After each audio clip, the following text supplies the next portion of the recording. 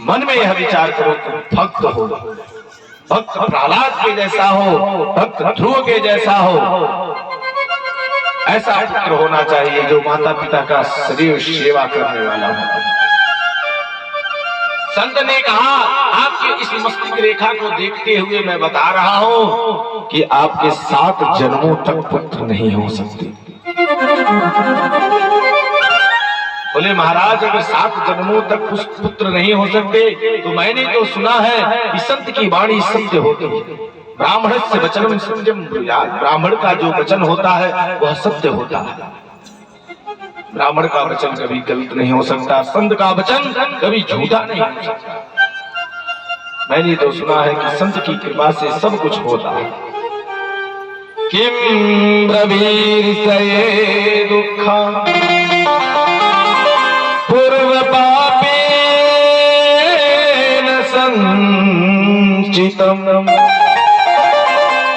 मदीया पूर्वजास्तोयम्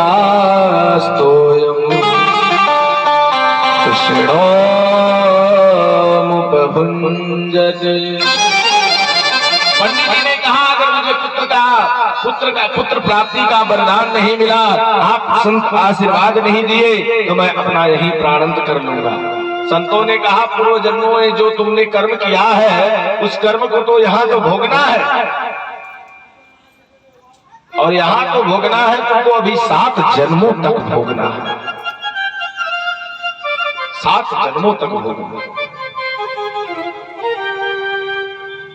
रामचरितमानस में लिखा है, किसी का निंदा भी नहीं करना चाहिए, निंदा करने से भी बहुत बड़ा पाप लगता है।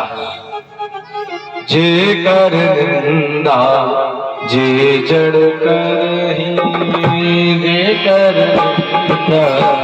जे जड़ करही, जे कर निंदा जे जड़ करही, जे कर निंदा जे जड़ करही। होई चमत्कार तेरी अवतरही, होई चमत्कार तेरी अवतरही।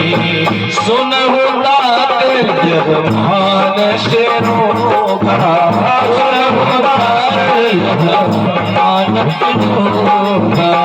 कहते